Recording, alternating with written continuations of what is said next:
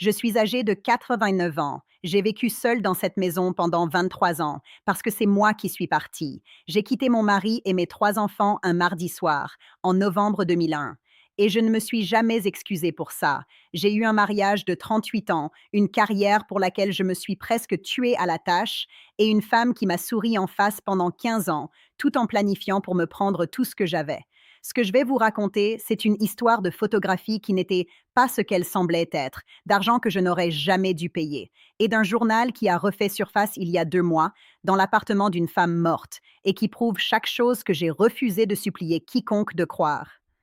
Harold et moi nous sommes mariés en août 1963 à l'église baptiste Greater Grace à Baltimore. J'avais 28 ans, il en avait 31, conduisait un bus de ville pour la MTA, et il me faisait sentir en sécurité dans un monde qui ne voulait pas particulièrement que les femmes noires se sentent en sécurité. Nous avons acheté une maison mitoyenne sur Harford Road pour 7 200 $. Tout ce que nous avions, et même un peu plus. Et nous avons commencé à la remplir. Marcus est né en 65, Diane en 67, Terence en 70. 3 enfants dans une étroite maison mitoyenne de Baltimore où on entendait tout le monde respirer à travers les murs la nuit. Mais c'était le bon genre de folie, le genre où les chaussures s'entassent près de la porte, où quelqu'un crie toujours depuis l'étage et où on pense que c'est pour toujours parce qu'on n'imagine pas quelque chose d'assez fort pour le briser. Vous seriez surpris de voir ce qui peut le briser. Je dois vous parler de mon travail parce que cela compte plus tard, de façon que je n'ai pas comprise pendant des décennies. Je suis devenue infirmière à l'hôpital Mercy en 1961, une des 3 infirmières noires de l'étage médical. Vous voulez savoir à quoi cela ressemblait? Les médecins blancs posèrent les dossiers sur le comptoir au lieu de me les tendre, comme si ma peau était contagieuse. Les familles des patients me voyaient entrer et demandaient une autre infirmière. Un médecin m'a dit en 1964, en face, qu'il ne faisait pas confiance, et je cite, aux mains de couleur pour administrer les médicaments de ses patients.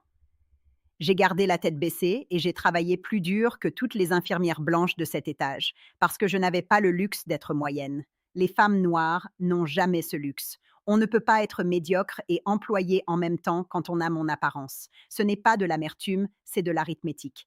Et avant de continuer, je veux remercier cette chaîne de donner une voix à des gens comme nous. N'oubliez pas de vous abonner, c'est gratuit. Aimez la vidéo et partagez vos pensées et vos histoires dans les commentaires. Le docteur James Whitfield était l'exception, un cardiologue blanc d'une dizaine d'années mon aîné. C'était le seul médecin de cet étage qui m'appelait infirmière Monroe au lieu de Viviane ou rien du tout. Il revoyait les dossiers avec moi, s'est battu pour ma promotion en 1971, quand 3 infirmières moins expérimentées ont été promues avant moi. James Whitfield me traitait comme une professionnelle. Est-ce que j'appréciais ça? Plus que je ne peux le dire. Est-ce que j'aimais qu'il voie une infirmière quand il me regardait au lieu d'une couleur?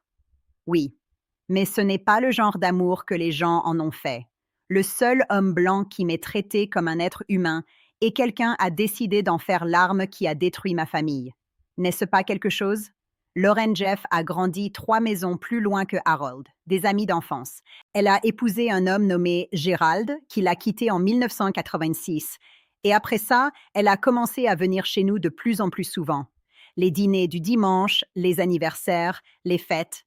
Elle apportait des tartes à la patate douce, complimentait ma cuisine, tenait mon petit enfant, s'asseyait à ma table comme si elle faisait partie de la famille. Pendant 15 ans. Je pensais que cette femme était mon amie. Il s'avère qu'elle ne faisait que mesurer les rideaux. Au printemps 1999, Lorraine est venue chez moi un mercredi après-midi pendant qu'Harold conduisait son bus. Elle s'est assise à ma table de cuisine et a posé une enveloppe entre nous. À l'intérieur, il y avait des photographies. Moi et James Whitfield dans un restaurant à Towson. C'était un dîner de retraite de l'hôpital. Moi en train de monter dans sa voiture devant l'hôpital.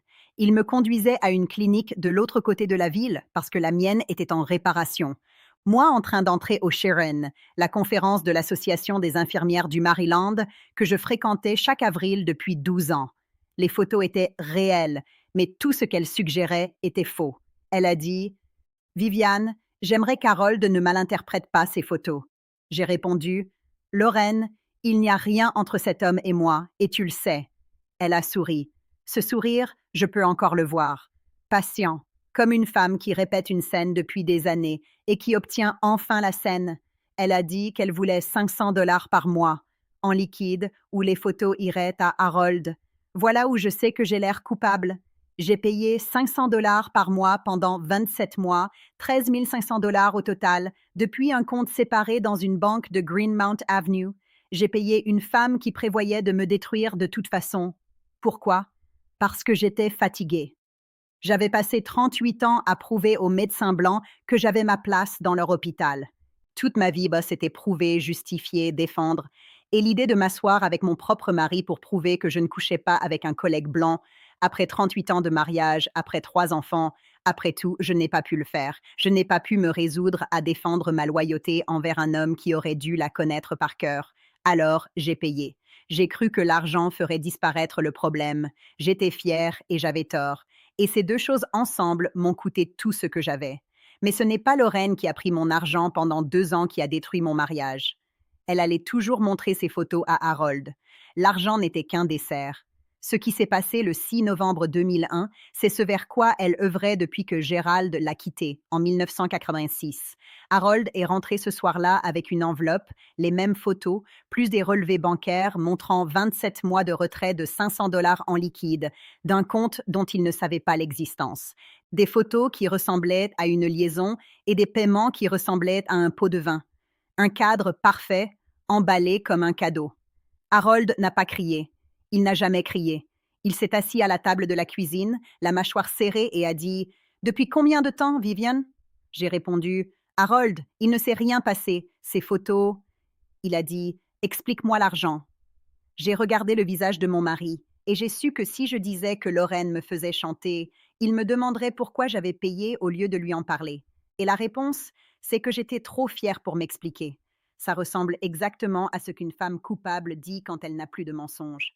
La vérité sonnait pire que l'accusation, et je le savais. J'ai dit « Harold, si tu ne me connais pas après 38 ans… » Puis la sonnette a retenti. Harold a ouvert la porte et Lorraine Jeff est entrée dans ma maison. Il l'avait appelée pour avoir du soutien. Il avait appelé la femme qui avait fabriqué les preuves pour qu'elle le réconforte pendant qu'il m'affrontait avec.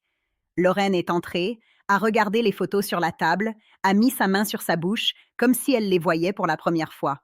Elle a dit « Oh, Harold !»« Oh non !» Elle a touché son bras.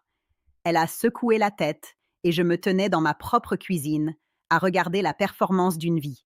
Et j'ai tout compris.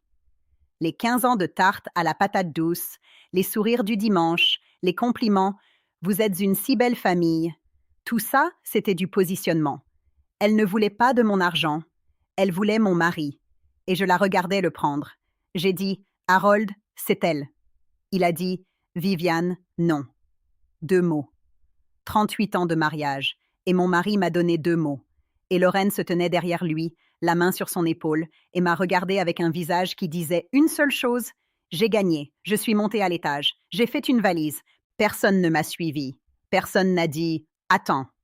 Je suis sortie par ma propre porte d'entrée, en passant devant Lorraine Jeff, debout dans mon couloir, portant la sympathie comme un costume, et je ne me suis pas retournée. Parce que se retourner, c'est ce qu'on fait quand on n'est pas sûr. Et j'étais sûre, si mon mari avait la main de cette femme sur son épaule et que non était tout ce qu'il avait pour moi, alors il n'y avait plus rien dans cette maison qui valait la peine d'être emporté. Marcus m'a appelé le lendemain matin. « Maman, papa nous a montré les photos et les relevés bancaires. » J'ai dit « Marcus, écoute. » Il a dit « Tu payais pour cacher une liaison. » C'est ce que représentait l'argent. 36 ans à élever ce garçon, et il a tenu le procès avant le petit déjeuner. Diane m'a envoyé une lettre, une page. J'ai toujours pensé à toutes ces nuits de travail. Maintenant, je sais. Les nuits de travail. Je travaillais de nuit parce qu'on donnait aux infirmières noires les horaires que personne ne voulait. Diane, mon sacrifice est devenu sa preuve. Terence a été le pire. Il avait 31 ans, une fille de 2 ans nommée Kayla, et il ne m'a même pas appelé lui-même. Il a dit à Marcus de me dire que je ne rencontrerai jamais ma petite fille. Il a dit « Une femme qui fait ça à sa famille ne mérite pas d'être grand-mère. » Pas maman, une femme qui fait ça. Et vous savez ce que Lorraine a fait après que je sois partie? Elle a emménagé dans ma maison, a dormi dans mon lit, a cuisiné dans ma cuisine avec mes casseroles. Et en juin 2003, elle a épousé mon mari à l'église baptiste Greater Grace. La même église, les mêmes bancs, le même Dieu qui regardait. Elle a porté du blanc. Dans mon église, elle a porté du blanc. Je vis sur Montford Avenue depuis 23 ans. 3 pièces, une cuisine où on peut à peine se retourner et plus de silence qu'une personne ne devrait avoir à porter. J'ai pris ma retraite de Mercy en 2004. 43 ans d'infirmière. Ils m'ont donné une plaque. Je l'ai mise dans un tiroir parce qu'une plaque ne vous réchauffe pas et ne vous appelle pas maman. Harold et Lorraine ont vécu dans la maison que j'ai aidé à payer. Mes petits-enfants leur rendaient de visite pour Thanksgiving. Kayla a grandi en appelant Lorraine grand-mère Lowe. Ce nom, ma petite fille, a une grand-mère, et ce n'était jamais moi. 25 ans de la vie de cette fille effacée, parce qu'une femme avec un appareil photo et un plan de 15 ans a décidé que ça ne devait pas être. Il y a 2 mois, un samedi, mon téléphone a sonné. Personne n'appelle ce numéro. Une voix de femme a dit « Madame Monroe, je m'appelle Sandra. Je suis la fille de Lorraine, de son premier mariage. Ma mère est décédée il y a 5 semaines. J'ai trié ses affaires et j'ai trouvé quelque chose que vous devez voir. » Sandra est venue cet après-midi-là. Elle s'est assise à ma table de cuisine. Toujours la table de la cuisine. Elle a posé un journal en cuir marron tenu par un élastique. Elle a dit « Je vais m'excuser avant que vous n'ouvriez ceci. C'est le journal de Lorraine, de 1997 à 2003. Chaque page est de son écriture. Le photographe qu'elle a engagé, un homme nommé Dale, 800 $ pour me suivre pendant 3 mois, le plan de chantage, les paiements de 500 $ documentés avec les dates, comment elle a montré à Harold les relevés bancaires avec les photos pour rendre le piège parfait. Elle l'a construit comme on construit une maison, fondation, mur, toit, patiente, méthodique. Puis cette entrée, le 12 janvier 1998.